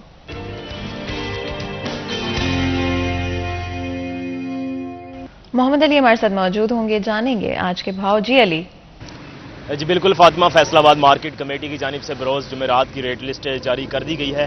سبزیوں کی قیمتوں میں مسلسل جو ہے وہ اضافہ دیکھا جا رہا ہے، جبکہ مرغی کی قیمت میں بھی دن بہ دن اضافہ ہوتا جا رہا ہے. اگر ریٹ لسٹ کی بات کی جائے مزید مہنگے ہو گئے ہیں، 250 روپے کے قریب پہنچنے والے ہیں. 249 روپے فی درجن فروخت ہو رہے ہیں. آلو پرانا 2 روپے مہنگا ہوتے 60 سے 62 روپے فی کلو ہو گیا ہے. پیاز 2 روپے سستا ہونے کے بعد 70 سے 68 روپے فی کلو ہو گئے ہیں. ٹماٹر 20 روپے سستا ہونے کے بعد 200 سے 180 روپے، اور جبکہ ادرک چائنا 20 روپے مہنگا ہوتے 320 سے 340 روپے فی کلو ہو گیا ہے. ادرک تھائی لینڈ 5 روپے مہنگا ہونے کے بعد 380 سے 385 روپے کا ہو گیا ہے. سبز مرچ 5 روپے سستی ہوتے 225 سے 220 روپے کی فی کلو ہو گئی ہے. بند گوبھی 10 روپے سستی ہونے کے بعد 105 سے 95 روپے فی کلو کی ہو گئی ہے. مٹر سبز 20 روپے سستا ہوا ہے، جس کے بعد 250 سے 230 روپے کا فی کلو ہو گیا ہے. گاجر 5 روپے سستی ہوتے 55 روپے سے جو ہے وہ 50 روپے پر آ گئی ہے. کیلا 4 روپے مہنگا ہونے کے بعد 96 سے 100 روپے فی درجن کا فروخت ہونے لگا ہے. سیب کالا کولو 235، سیب سفید 120، انگور گولا 280 روپے فی کلو میں دستیاب ہوں گے، جبکہ انگور سندرخانی 430، انگور ٹافی 280، انار کندھاری 270، انار بدانہ 490 روپے میں پاٹ کی میں جو ہے وہ فروخت ہو رہا ہے. جی بہت بہت شکریہ علی. اس اپڈیٹ کے لیے آپ لوگوں نے سنا کہ مارکیٹ میں کیا ریٹس ہیں. ہمیشہ یاد رکھیں کہ اگر آپ کو لگتا ہے کہ کہیں پر آپ کو اوور چارج کیا جا رہا ہے تو وہاں سے خریداری مت کریں. ہو سکتا ہے کہ آپ اس ریٹ کو افورڈ کر سکتے ہیں، بٹ بہت سارے اس طرح کے لوگ موجود ہیں جو کہ افورڈ نہیں کر سکتے. جب آپ اسی ریٹ پر خریداری کرتے ہیں، اوور چارج کیے جانے کے بعد بھی آپ وہاں سے چیزیں خریدتے ہیں، تو ایکچولی میں دکاندار اپنا ریٹ کم نہیں کرے گا. نہ ہی وہ آف کورس اگر آپ رپورٹ نہیں کروائیں گے تو نہ ہی کسی کو پتہ چلے گا کہ اس طرح سے کیا جا رہا ہے. وہ لوگ جو کہ افورڈ نہیں کر سکتے، وہ لوگ جن کے لیے روزمرہ کی جو ضروریات ہیں وہی مشکل ہیں خریدنا، ان کے لیے چیزیں اور مشکل ہو جاتی ہیں. تو اپنا نہیں سوچتے ہیں تو دوسروں کا سوچ لیں. خود کر بھی سکتے ہیں تو دوسروں کا سوچیں، دوسرے لوگوں کو سوچیں. رپورٹ کرائیں فوری طور پہ ایسے لوگوں کو جو کہ اوور چارج کرنے کی کوشش کرتے ہیں. فوری طور پہ کوشش کریں کہ آپ خریداری مت کریں ایسی جگہوں سے جہاں پر آپ کو لگتا ہے کہ اوور چارج کیا جا رہا ہے، اوور پرائسڈ انہوں نے فوڈ آئٹمس پر اسپیشلی. اینڈ آئی تھنک یہ ایک بہت بہت بری چیز ہے کہ فوڈ آئٹمس کو اوور چارج کر کر آپ سیل کریں اور کسی فیملی کے لیے چیزوں کو اتنا مشکل کر رہے ہیں. ہو سکتا ہے کہ ان کے لیے ایک ایک چیز یا ایک ایک جو روپیہ ہے وہ قیمتی ہو، اور اس کو اگر آپ غلط استعمال کر رہے ہیں تو بہت بہت غلط بات ہے. آگے بڑھیں گے. آج کا ہمارا سبجیکٹ جو ہے وہ آئی تھنک تھوڑا مزدار ہے، اور آپ کو یاد ہوگا کہ کچھ عرصہ پہلے ہمارے پروگرام میں بات کی گئی تھی اس حوالے سے کہ کس طرح سے ایک دن کے لیے کسی ایک طالب علم کو ڈپٹی کمشنر بننے کا موقع دیا جائے گا. اینڈ یہ مقابلہ ہوا تھا. آپ کو کرائیٹیریا بھی آئی ریمبر کے پروگرام میں ڈسکس کیا گیا تھا کہ کس طرح سے امید کی جا رہی ہے کہ اسٹوڈنٹ میں کیا چیزیں ہوں گی جس کو یہ موقع دیا جائے گا، اینڈ کیا ایکچولی میں اس سے آؤٹ کم سوچا جا رہا ہے. اسپیشلی انوالومنٹ کے حوالے سے، انگیجمنٹ کے حوالے سے بڑا امپورٹنٹ ہے. Students are at the end of the day the future of our country, اور جب ان کو وہ پلیٹ فارم دیا جائے گا، جب ان کو وہ روم دیا جائے گا کہ وہ اپنے آئیڈیاز کو آگے لے کر آئیں. ہو سکتا ہے کہ اس طرح کے آئیڈیاز بھی ہوں جو کہ بہت سارے اور لوگوں کو نہیں آتے، جو کہ ایکچولی جو پوزیشن ہولڈرز ہیں ان کو بھی نہیں آ رہے ہوتے ہیں. تو آئی ڈیفینیٹلی تھنک کہ وہ ایک روم اور اسپیس کریٹ کرنے کی ضرورت ہے جہاں پر ہمارے اسٹوڈنٹس آگے آ سکیں, آ کے اپنی آواز کو آگے رکھ سکیں. ہماری جو بہت بہت ٹیلنٹڈ اسٹوڈنٹس ہیں ان کو وہ پلیٹ فارم دیا جائے کہ وہ ایکچولی میں اپنے ملک کی پروگرس میں, اپنے ملک کی بہتری میں بڑھ چڑھ کر حصہ لے سکیں. تو جی آج ہمارے ساتھ سب سے پہلے تو کاشف رضا اوان موجود ہیں, additional deputy commissioner headquarter Faisalabad ہیں. آپ کو ویلکم کرتے ہیں شو میں. بہت بہت شکریہ ہمارے شو کے لیے وقت نکالنے کے لیے. اسی کے ساتھ اس کمپٹیشن کی جو کہ ایک دن کا ڈپٹی کمشنر کے لیے کیا گیا تھا, اس کی ونر بھی ہمارے ساتھ موجود ہیں. مروہ بسرا ہمارے ساتھ ہیں. آپ کو ویلکم کرتے ہیں. بہت بہت شکریہ آج ہمارے لیے اور ہمارے شو کے لیے وقت نکالنے کے لیے. اینڈ یہ بڑا ہی انٹرسٹنگ کمپٹیشن تھا. مجھے یاد ہے کچھ ہفتے پہلے اس کے بارے میں بات چیت بھی کی گئی تھی, کرائٹیریا بھی سیٹ کیا گیا تھا. تھوڑا سا بتائیے گا کس طرح سے کمپٹیشن رہا اور کیا آپ کے مائنڈ میں جو ایکسپیکٹیشنز ہیں لگتا ہے کہ وہ پوری ہوں گی اس کمپٹیشن کے آؤٹ کم کے حوالے سے؟ بسم اللہ الرحمن الرحیم. سب سے پہلی بات تو یہ کہ کرونا کے بعد ہم دیکھ رہے ہیں کہ کافی ہمارے جو ایجوکیشن ڈپارٹمنٹس ہیں, ہمارے جو اسٹوڈنٹس ہیں, ان کے اندر وہ چیز دیکھنے میں نہیں آ رہی تھی. وہ کمپٹیشن نہیں تھا اور ان کے اندر وہ اٹینشن نہیں تھی ٹورڈز دیئر ایجوکیشن. رزلٹس بھی آپ کے سامنے ہیں, کافی رزلٹس خراب آ رہے تھے. تو چند دن پہلے میٹنگ ہو رہی تھی ایجوکیشن ڈپارٹمنٹ کی, تو ہمارے جو ڈپٹی کمشنر ہیں عمران حامد شیخ صاحب, تو ان کے دماغ میں ایک ناول آئیڈیا ہے. انہوں نے کہا کہ ایک ایسا اسٹوڈنٹ جو زندگی کے ہر میدان میں آگے ہو, تو کیوں نہ ہم اسے اپنی ہی سیٹ پیش کر دیں.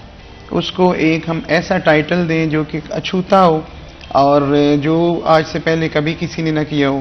گفٹ اور پرائزز یہ تو ساری چیزیں چلتی رہتی ہیں, لیکن کوئی ایسا کام ہو جس سے بچے جو ہیں ان کی اٹینشن بھی ہو اور ان کو آنر بھی فیل ہو. تو میں نے کہا لیو جی میں اپنی ہی سیٹ جو ہے وہ ایک دن کے لیے اپنے کسی ایسے اسٹوڈنٹ کو دے دیتا ہوں جو زندگی کے ہر میدان میں آگے ہے اور جس نے محنت کی ہے. تو اس کو عملی جامہ پہنانے کے لیے پھر انہوں نے ایک کمیٹی بنائی.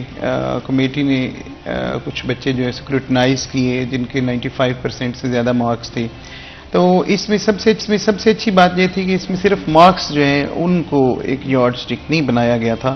اس میں ایسے بچوں کو ہم نے رکھا جو علمی میدان میں بھی آگے ہوں اور جو اس کے بعد سپیچز ہے, پینٹنگ ہے, اسپورٹس ہیں, ان کے اندر بھی وہ پوزیشن ہولڈرز ہوں.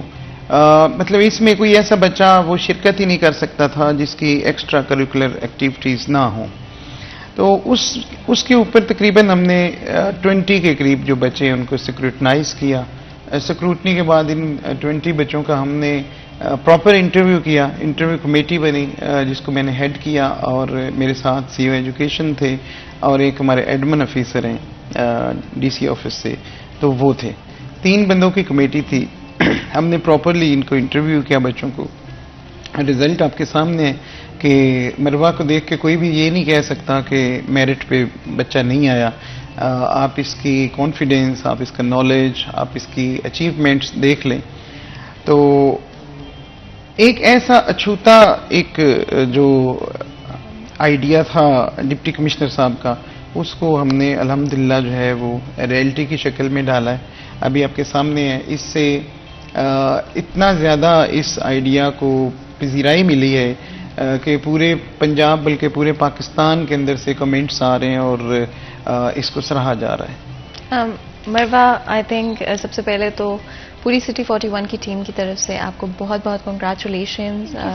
بہت فخر کی بات ہے آپ نے اس کمپٹیشن میں نہ صرف آپ جیتی ہیں بٹ کیا پلانز ہیں اس کو لے کر, اور جب آپ کنسیڈر کی جا رہی تھی کیا احساس محسوس کر رہی تھی اور اب کیا محسوس کر رہی؟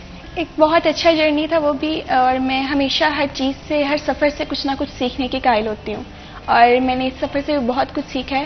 اور پہلے بھی میرا یہی ارادہ تھا کہ میں MBBS کے بعد CSS کی طرف جاؤں گی, اور اب وہ ارادہ اور بھی پختہ ہو گیا اور بھی جذبہ محنت کرنے کا آ گیا ہے. تو انشاءاللہ اپنی محنت کو جاری رکھنا ہے اور اپنے سینئرز کی توقعات کو پورا کرنا ہے. جو اعتماد انہوں نے مجھے دیا ہے اب مجھے اس کو کام میں لانا ہے انشاءاللہ. اچھا, اور کیا پہلا آرڈر کیا دینا چاہیں گے؟ ابھی میں آرڈر کے قابل تو اپنے آپ کو نہیں سمجھتی کیونکہ مجھے بہت کچھ سیکھنا ہے, اور آرڈر تب بھی دیا جا سکتا ہے کہ جب آپ خود ایک رول ماڈل ہوں. تو انشاءاللہ بھی مجھے وہ رول ماڈل بننا ہے.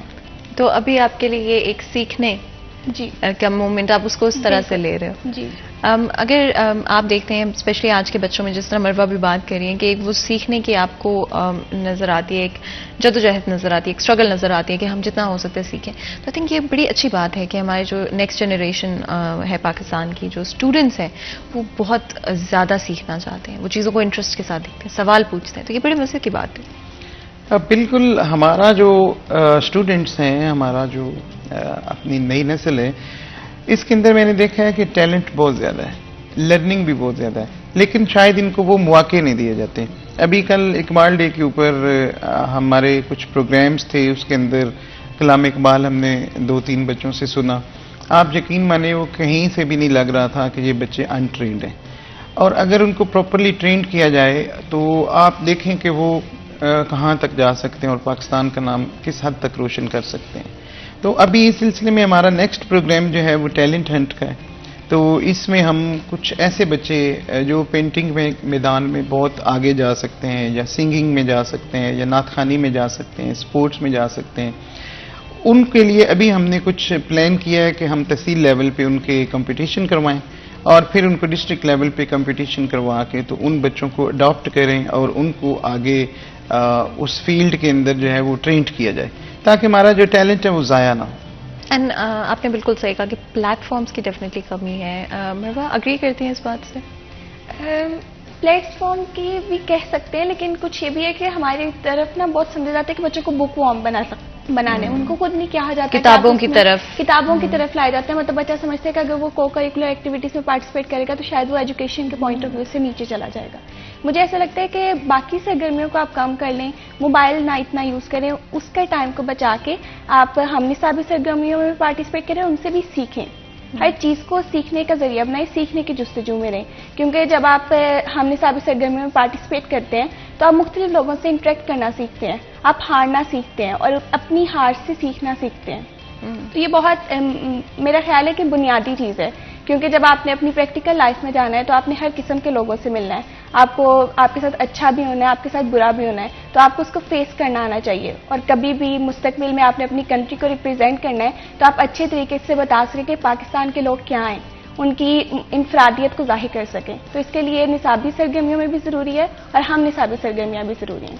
آپ نے فیلئر کی بات کی اور اپنی ہار سے سیکھنے کی بات کی، آئی تھنک یہ بڑا امپورٹنٹ لیسن ہے جو کہ کئی دفعہ نظر آتا ہے کہ ہمارے ایجوکیشن سسٹم میں اور ہمارے فیملی سسٹم میں کمیونیکیٹ نہیں کیا جاتا بچوں کو کہ ہارنے سے سیکھنا کتنا ضروری ہے اور اپنی ہار کو صحیح طرح سے کنسٹرکٹیولی کس طرح سے آپ نے لینا ہے، اس کے بارے میں آپ کو کیا کہو گے؟ ڈوبنا تو پڑتا ہے ابھرنے سے پہلے، غروب ہونے کا مطلب زوال تھوڑی ہے، اور میری بڑی خوش قسمتی ہے کہ ہماری فیملی نے ہمیشہ اگر کسی پوائنٹ پہ ہم تھوڑا پیچھے بھی گئے تو موٹیویٹ کیا ہے، اس پہ ہمیں یہ نہیں کہا کہ اب آپ آگے نہیں کر سکتے، ہمیشہ موٹیویٹ کیا ہے، اور میں نے ہمیشہ اگر کبھی میری پوزیشن نہیں بھی آئی تو میں نے اس سے سیکھ کے اگلی دفعہ اپنے آپ کو اتنا مضبوط بنایا کہ میں وہ پوزیشن حاصل کر سکوں۔ تو ڈیفینیٹلی ہارنا ضروری بھی ہے لائف میں، بالکل ضروری ہے۔ آپ کیا کہیں گے اس حوالے سے؟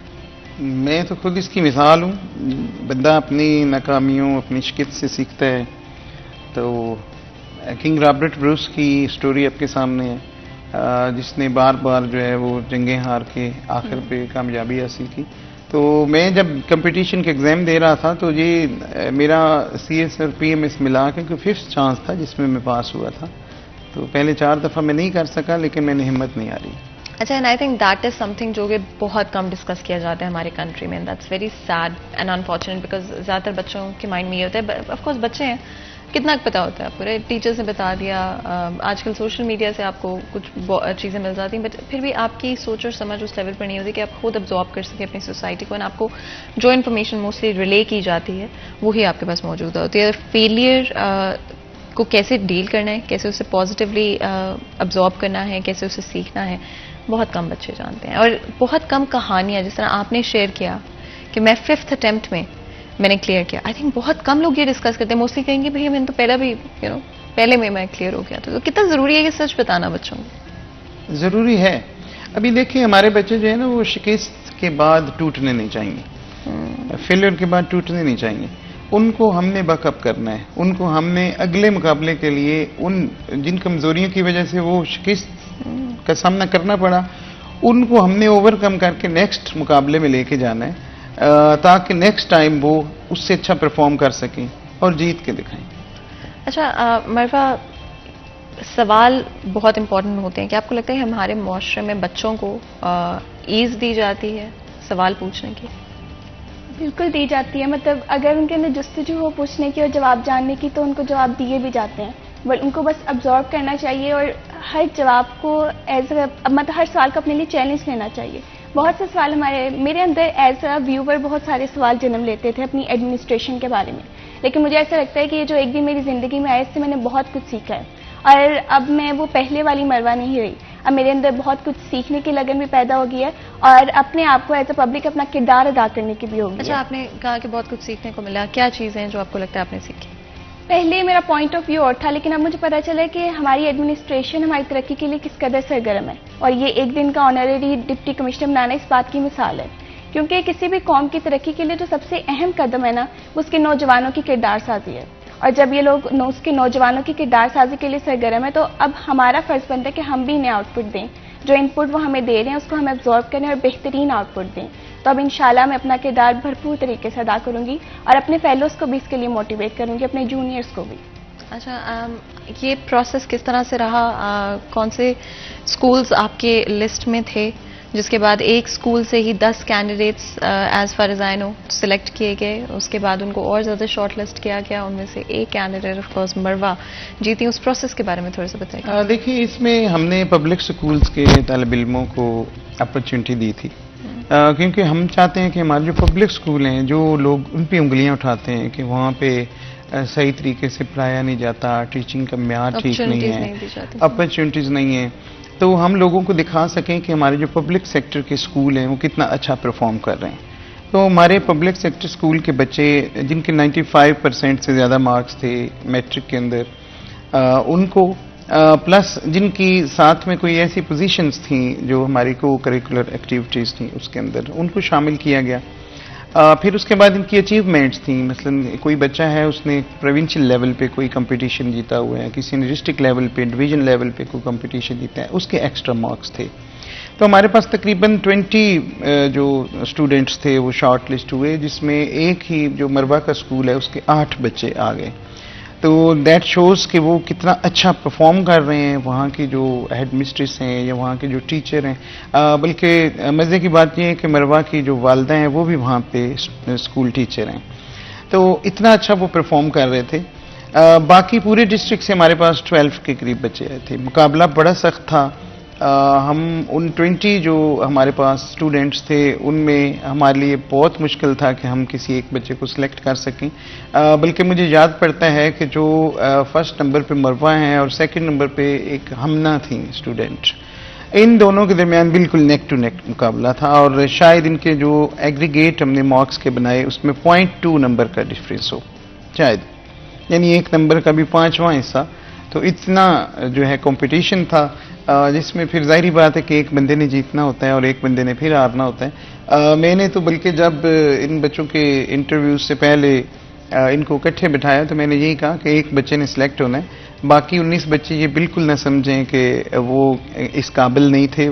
آپ سارے کے سارے اس قابل ہیں. اور دیکھیں جب اصل فیلڈ میں جائیں گے تو وہاں پہ تو ایک سیٹ تو نہیں ہوگی ڈپٹی کمشنر کی اعزازی، وہاں پہ تو 50 سیٹیں ہوتی ہیں ایک سال کے اندر. تو یہ سارے کے سارے سلیکٹ ہوں گے انشاءاللہ، کیونکہ ان کے اندر جو میں نے وہ امنگ دیکھی ہے، جو رمق دیکھی ہے محنت کی، وہ میں آپ کو بتا رہا ہوں کہ بہت کم مارکس کے ڈفرنس سے یہ کمپٹیشن تھا. اور پھر اس کے بعد ہم نے ایک انٹرویو کیا. انٹرویو بھی ہم نے اس میں ان سے بیسک نالج جو یہ پڑھ کے آئے تھے یا تھوڑا بہت جنرل نالج، اس کا بیسک جو مقصد تھا وہ تو ان کا کانفیڈنس چیک کرنا تھا کہ ایک بچے کے اندر، کچھ بچے ہوتے ہیں جو مارکس تو اچھے لے لیتے ہیں لیکن شاید اپنی فیلنگز ایکسپریس نہیں کر پاتے. تو وہ جو کمیونیکیشن بیریئرز ہیں وہ بچوں کے اندر نہیں ہونے چاہیے.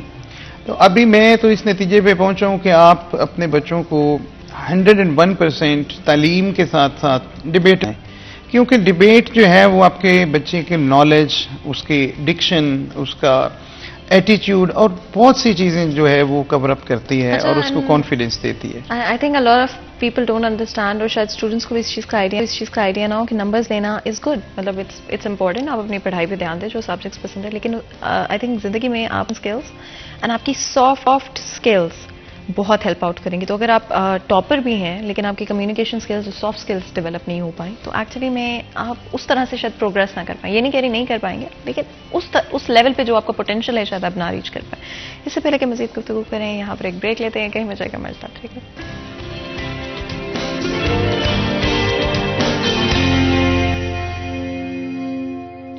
ویلکم بیک سریے چین میں ایک دفعہ پھر آپ کو خوش آمدید کہتے ہیں. بریک میں جانے سے پہلے گفتگو جاری تھی. بات کر رہے ہیں آج ڈفرینٹ ایسپیکٹس کے حوالے سے اسپیشلی اسٹوڈنٹس کو لے کر ڈفرینٹ اسکل سیٹس کو لے کر. اینڈ آف کورس ہمارے ساتھ تو بہت ہی خاص مہمان اسٹوڈیو میں موجود ہے جن سے گفتگو جاری تھی اور کوشش کرتے ہیں کہ اسپیشلی بریک ڈاؤن کریں کہ کہاں پر سافٹ اسکلس آپ کی ہیلپ کرتی ہیں. اور یہ جو ایک دن کی اپرچونٹی دی گئی اسٹوڈنٹس کو, کیا یہ دوبارہ بھی کمپٹیشن کیا جائے گا اور آپ کے خیال میں کس طرح سے یہ ایون جو اور اسٹوڈنٹس ہیں ان کو بھی انسپائر کر سکتی ہے؟ دیکھیں کل کا جو ہمارا پروگرام تھا 9 نومبر کے حوالے سے, اقبال ڈے کے حوالے سے, اس میں ہمارے جو ڈپٹی کمشنر عمران حامد شیخ صاحب انہوں نے اعلان کیا ہے کہ نیکسٹ ایئر بھی سیم کمپٹیشن ہوگا اور اس کے لیے تمام جتنے بھی ہمارے اساتذہ ہیں اور اسٹوڈنٹس ہیں وہ ابھی سے محنت شروع کر لیں. کیونکہ اس دفعہ جو ہم نے اس پروگرام کا اعلان کیا تھا تو یہ بھی اعتراض آیا تھا جی یہ پہلے بتانا چاہیے تھا, ہم اس لحاظ سے محنت کرتے ہیں.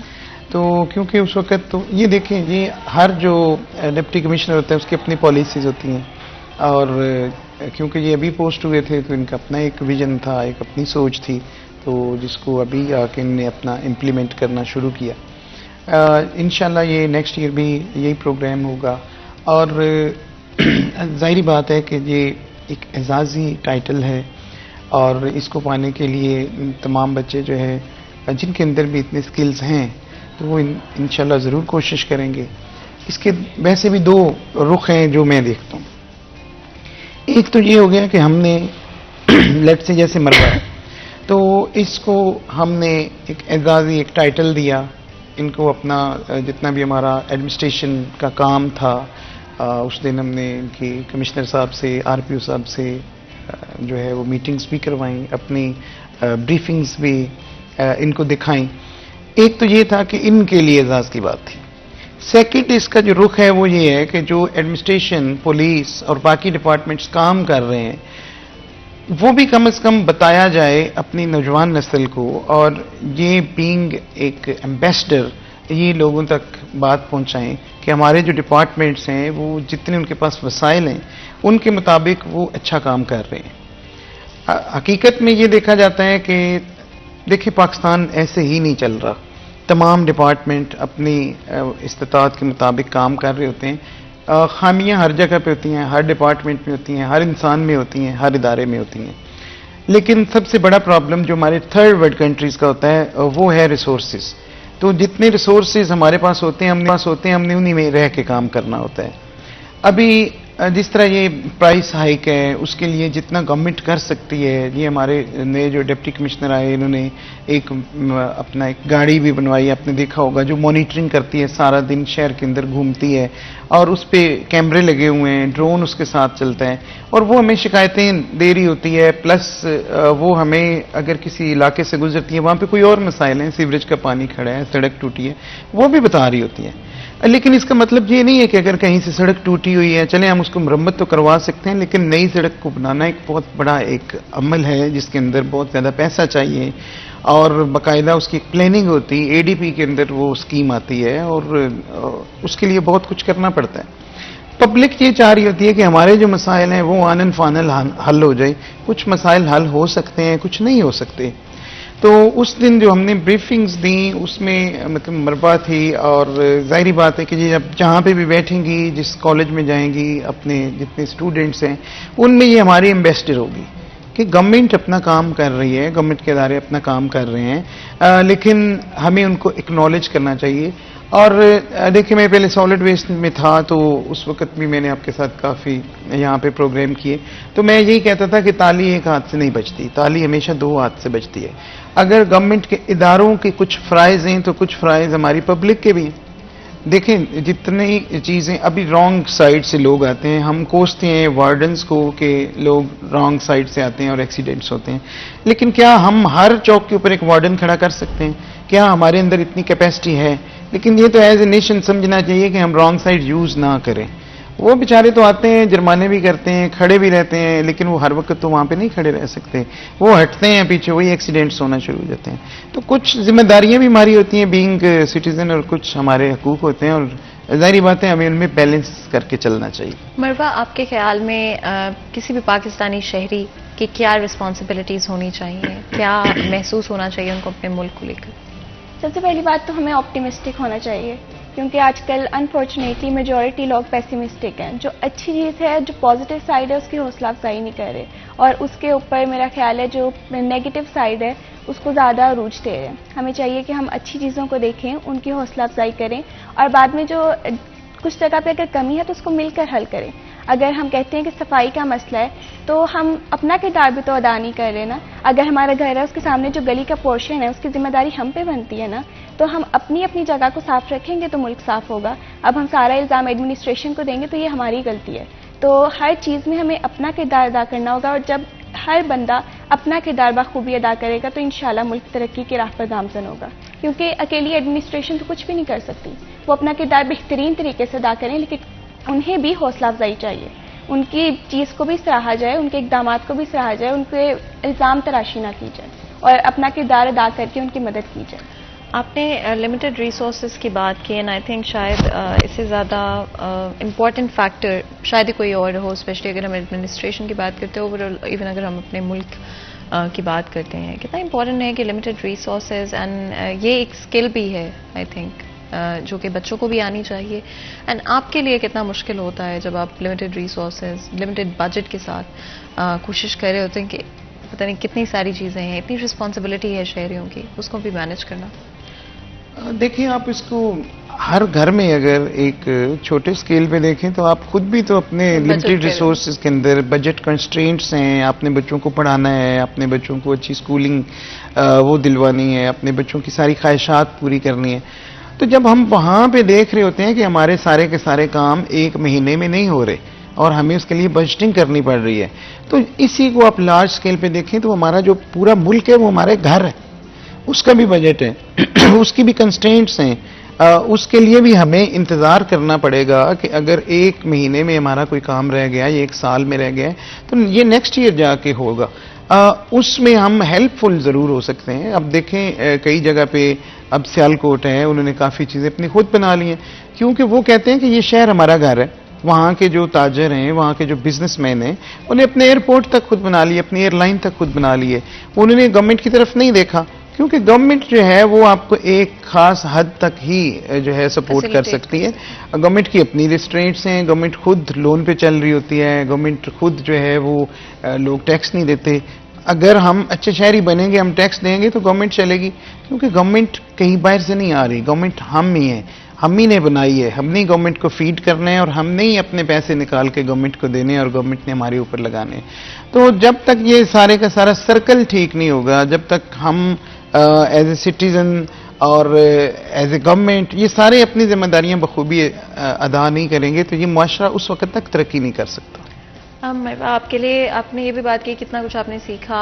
آپ وہ سیم شاید بچی نہیں ہیں جو کہ آپ اس ایکسپیرینس سے پہلے تھی. کس طرح کی ریئلائزیشنز آپ کو ہوئیں اس پروسیس سے گزرتے ہوئے اینڈ ایکچولی اس کو ایکسپیرینس کرتے ہوئے؟ مجھ پہ ایک بہت بڑی رسپانسبلٹی ہے کہ اب ایز اے اسٹوڈنٹ میں اپنا کیسے میں ایک انسان اپنی زندگی میں بہت سے کردار ادا کر رہا ہوتا ہے. میں بیٹی بھی ہوں، بہن بھی ہوں، کسی کے اسٹوڈنٹ بھی ہوں اور فرینڈ بھی ہوں. تو مجھے ہر طرح سے اپنا کردار بخوبی ادا کرنا ہے. سب سے پہلے تو مجھے محنت کرنی ہے اور انشاءاللہ اس سیٹ کو اب اچیو کرنا ہے. اب یہ میرا گول ہے کہ مجھے اس سیٹ کو اچیو کرنا ہے. اور جو ہمارے ڈی سی ہیں سر عمران حامد شیخ، ان سے میں نے بہت کچھ سیکھا ہے اور میں ان کی لگن سے بہت انسپائر ہوئی ہوں. اور انشاءاللہ مجھے ان کی طرح ایک اچھی آفیسر بننا ہے. اور ایز اے جیسے سر نے کہا کہ اب ایز اے میں ایمبیسڈر بھی کام کروں گی، تو انشاءاللہ میں اپنی پوری کوشش کروں گی جو اپنی فیلوز ہیں ان کے نظریات کو چینج کر سکوں، اس کو صحیح سائڈ پہ لا سکوں اور انہیں بتا سکوں کہ ہمارے ملک میں کیا ہو رہا ہے اور ہم کس سائڈ سے غلطی پر ہیں. مجھے اپنے اندر بھی بہت ساری جو کمیاں ہیں وہ محسوس ہوئی کہ میں یہ کام نہیں کرتی تھی، اب مجھے یہ بھی کرنا چاہیے. تو انشاءاللہ اب میں اپنا پورا کردار ادا کروں گی اس ملک کی ترقی کے لیے، اور میرا مقصد اپنے ملک کو اور یہاں کے لوگوں کو سرو کرنا ہے اور اس کے لیے میں پوری محنت کروں گی. पब्लिक एंगेजमेंट हमेशा एक बड़ा इंपॉर्टेंट एस्पेक्ट होता है किसी भी सर्विसेज का, चाहे वो हम बात करते हैं, इवन अगर हम बात करते हैं मीडिया की, तो आई थिंक एंगेजमेंट जब तक आपको नहीं मिलती, जब तक आप ऑडियंस के साथ कनेक्ट नहीं करते, जिस तरह से आप जनरल पब्लिक के साथ कनेक्ट नहीं करते, तो चीज़ें उस तरह से आसान नहीं होती. लगता है कि अब एक ट्रेंड बन चुका है ज़्यादा एफर्ट करना एडमिनिस्ट्रेशन के लिए भी और इदारों के लिए भी कनेक्ट करने के लिए. देखिए, पब्लिक अभी पहले से ज़्यादा कनेक्टेड है. जब से सोशल मीडिया जो है वो हमारी लाइफ में आया है, अभी वो तो प्रॉब्लम ही रह गई. अभी किसी एक बंदे को हमारे ऑफिस के आगे आने की ज़रूरत ही नहीं है. अब तो आप घर बैठ के एप्लीकेशंस गवर्नमेंट की मौजूद हैं, पाकिस्तान सिटीजन पोर्टल है, उसके अलावा कीमत पंजाब ऐप है, या इस तरह की और एप्लीकेशंस पंजाब गवर्नमेंट ने निकाली हुई हैं. बैठ के अपनी एक चिट्ठी डाल सकते हैं जो पहुंच जाती है.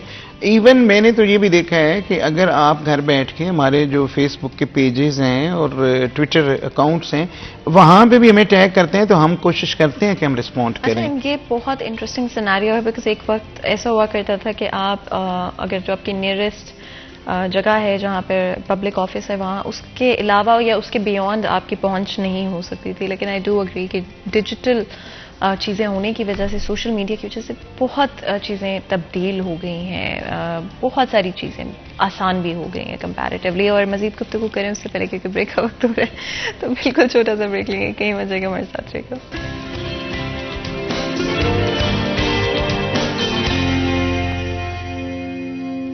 वेलकम बैक से रेट एंड में एक दफ़ा फिर आपको खुशामदीद कहते हैं. ब्रेक में जाने से पहले गुफ्तगू जारी थी. अपनी गुफ्तगू को आगे बढ़ाते हुए आप ब्रेक से बिल्कुल पहले कुछ कहना चाह रहे थे, और क्योंकि ब्रेक का वक्त हो गया था, हम उसको सुनने का. मैं ये कहना चाह रहा था कि जैसे जैसे अब सोशल मीडिया के ऊपर कंप्लेंट्स हमारे पास आती हैं, तो मैंने देखा है चंद दिन पहले एक कोई हमारा इधर ब्रिज था तो वो टूटा हुआ था, तो किसी बंदे ने कमेंट में हमें बताया. तो आपने देखा होगा सोशल मीडिया पे ही वेरी सेकेंड डे हमारे डिप्टी कमिश्नर ने वहाँ पे जो है वो विज़िट किया, और विज़िट करके तो उसको ठीक करवाया. तो अभी तो ऐसे है कि आपको अगर कोई प्रॉब्लम नज़र आती है तो आपको ऑफिस में भी आने की ज़रूरत नहीं होती.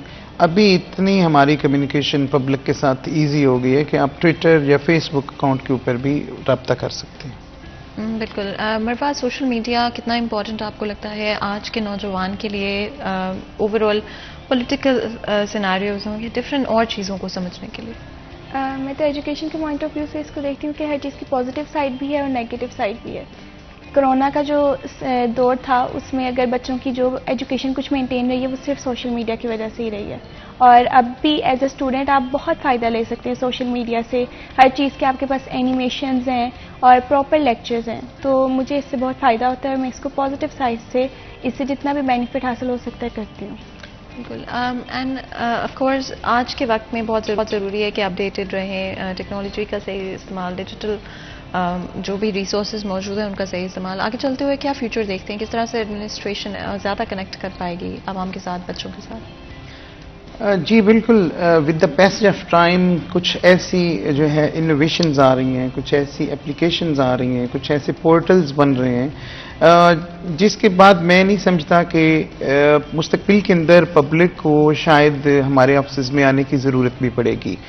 अभी आपने चंद दिन पहले देखा होगा कि इंडिया के अंदर एक जो स्टेट था, उन्होंने अपने सारे के सारे जितने भी पब्लिक सर्विस के प्रोग्राम्स थे सारे डिजिटाइज कर दिए, और आप एप्लीकेशन वगैरह जो कुछ भी है आप इंटरनेट पे बैठ के देते हैं, और उसके बाद वो चीज़ आपकी बन के आपके डोर स्टेप पे आपके घर आ जाती है.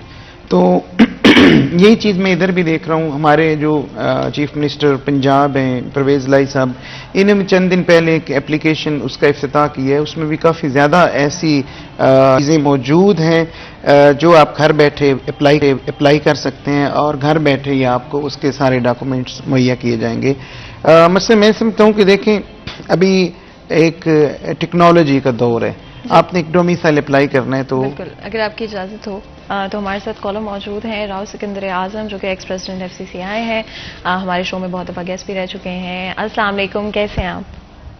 वालेकुम सलाम. फातिमा बेटा क्या हाल है? खैरियत, ठीक ठाक? मैं बिल्कुल ठीक हूँ अल्हम्दुलिल्लाह. सबसे पहले तो मैं मरवा को मुबारकबाद देना चाह रहा हूँ. माशाल्लाह जितनी अपना कंपटीशन में से ये एजाजी डिप्टी कमिश्नर हुई और इन्होंने एक दिन एज ए डिप्टी कमिश्नर गुजारा, تو میں سمجھتا ہوں کہ ہمارے اسٹوڈنٹس کے لیے بڑی زبردست ایک مثال بنی ہے کہ جو محنت کرتا ہے اللہ تعالیٰ اس کو اعزاز سے دیتا ہے.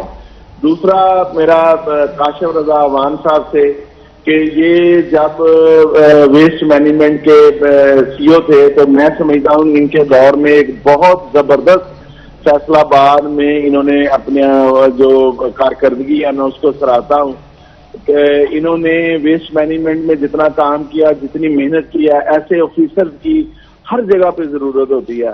ابھی یہ اے ڈی سی جی ہیں, مجھے پتا نہیں کہ ان کی ڈومین کیا ہے, لیکن میں ان سے گزارش کروں گا کہ عوان صاحب یہ جو پرائس کنٹرول ہے نا یہ اس پہ نہیں کام ہو رہا, اور بیگرز جو ہیں یہ جگہ جگہ پہ آپ بنلا چوک پہ آئیں تو ایک حملہ کرتے ہیں یہ لوگوں کے اوپر نا 10-15 ایک سائڈ پہ 10-15 ایک سائڈ پہ. تو ابھی ایک میرا خیال کمپین چل رہی تھی ان کو پکڑنے کی, تو اس پہ اگر دونوں چیزوں پہ آپ کر سکیں تو میں آپ کا بڑا شکر گزار ہوں گا. وہ اس لیے کہ میں نے آپ کو دیکھا ہے, آپ کے ساتھ کام کر کے دیکھا ہے ایز اے پریزیڈنٹ بھی, تو آپ نے جس طرح شہر کو سرو کیا ہے میں آپ کو مبارکباد بھی دیتا ہوں اور آپ کو اپریشیٹ بھی کرتا ہوں. اور دوسرے آفیسرز کے لیے آپ جیسے لوگ جو ہیں وہ ایک مثال ہوتے ہیں. بہت شکریہ جی مروہ بیٹا, آپ کو میری طرف سے بہت بہت مبارک ہو کہ آپ نے جس طرح اپنے ماں باپ کا نام روشن کیا ہے, اسی طرح یہ لوگوں دوسرے بچوں کے لیے ایک ایگزامپل سیٹ ہوتی ہے. جی آپ بھی محنت کرو اور آپ آگے آ سکتے ہو. بالکل جی, بہت بہت شکریہ کال کرنے کا. اینڈ بہت ہی خوبصورتی سے آئی تھنک انہوں نے نہ صرف جو باتیں کی جو چیزیں ہائی لائٹ کی ہیں آئی تھنک وہ بھی بڑی امپورٹنٹ ہیں. پرائس کنٹرول کی بھی بات کی, بیگرز کے حوالے سے بھی بات کی. اگر آپ کچھ کہنا چاہیں. جی بالکل رانا صاحب, بہت بہت شکریہ, آپ نے ہمارے کام کو اکنالج بھی کیا. Being chief executive officer solid waste management, ہمارا آپ کا ساتھ جو ہے وہ بہت قریبی ساتھ رہا اور آپ نے اس کو اکنالج کیا. اچھا, اس کے اندر میں یہ بتانا چاہوں گا کہ اس کے پرائس چیکنگ کے حوالے سے جتنا کام ابھی ہو رہا ہے اور جتنی ڈیپتھ میں ہو رہا ہے شاید پہلے نہیں ہو سکا. ابھی ہم نے اس میں کچھ انیشیٹو لیے تھے, ہم نے اپنے آئیڈینٹیفائی کی مارکیٹس جو ہماری کریٹیکل مارکیٹس تھیں. کریٹیکل مارکیٹس سے مراد وہ جہاں پہ بہت زیادہ لوگ جو ہیں وہ شاپنگ کرنے کے لیے آتے ہیں اور جہاں پہ ہم زیادہ اچھی طرح سرو کر سکتے ہیں, وہاں پہ ہم نے پرماننٹلی اپنے جو ہے وہ سول ڈیفنس کے ملازمین لگائے ہیں جو وہاں پہ جتنی بھی شاپس ہیں اور جتنی بھی وہاں پہ ریڑیاں یا ٹھیلے ہیں ان کو پراپرلی پورا دن مانیٹر کرتے ہیں. 12 بجے سے لے کے رات کے 8 بجے تک ان کی وہاں پہ ڈیوٹی ہوتی ہے, اور اگر وہ کوئی اس میں دیکھتے ہیں کہ کوئی بندہ اپنے ناپ تول میں کمی کر رہا ہے یا صحیح پرائس پہ نہیں بیچ رہا تو وہ قیمت پنجاب ایپ کے اوپر اس کو فوری طور پہ رپورٹ کرتے ہیں. ان 24 جو ہمارے کریٹیکل مارکیٹس ہیں ان کے ہم نے ڈیڈیکیٹڈ میجسٹریٹ لگا دیے ہیں اور وہ اس اپلیکیشن پہ دیکھتے ہیں, اگر شکایت آئی ہے ان کو ڈی سی آفس سے بھی فون جاتا ہے اور وہ خود بھی دیکھ رہے ہوتے ہیں, اور ان کو ہم نے 3 to 4 آورس کا ٹائم دیا ہے کہ 3 to 4 آورس میں انہوں نے اس کو کمپلیٹ کر کے تو ہمیں بتانا ہے. بالکل, اگر آپ کی اجازت تو ہمارے ساتھ ایک اور کالر موجود ہے. السلام علیکم. السلام علیکم, آواز سن پا رہے ہیں میری؟ جی السلام علیکم. جی کون بات کر رہے ہیں, کہاں سے بات کر رہے ہیں؟ جی صاحبزادہ طاہر محمود سیالوی بات کر رہا ہوں کہ میں مرکزی بین المذاہب امن کمیٹی سے. جی جی بتائیں, کچھ شیئر کریں گے, کچھ پوچھیں گے؟ جی کیسے ہیں آپ, ٹھیک ہیں, خیریت سے ہیں؟ بالکل جی ہم ٹھیک ہیں, آپ کیسے ہیں؟ جی الحمدللہ. جی میں سب سے پہلے تو مروہ بیٹی کو مبارکباد دینا چاہتا ہوں. ماشاءاللہ بہت اچھی ایفرٹ کی انہوں نے محنت کی ہے اور میں ان کو اور ان کے والدین کو مبارکباد دینا چاہتا ہوں.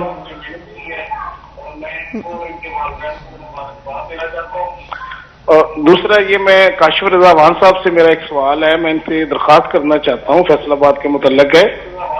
وہ یہ اے ڈی سی ہے ہیڈ کوارٹر انتظامی معاملات ہیں. کاشف صاحب کیسے ہیں آپ, ٹھیک ہیں؟ اللہ کا احسان ہے جی, پوچھیں سر.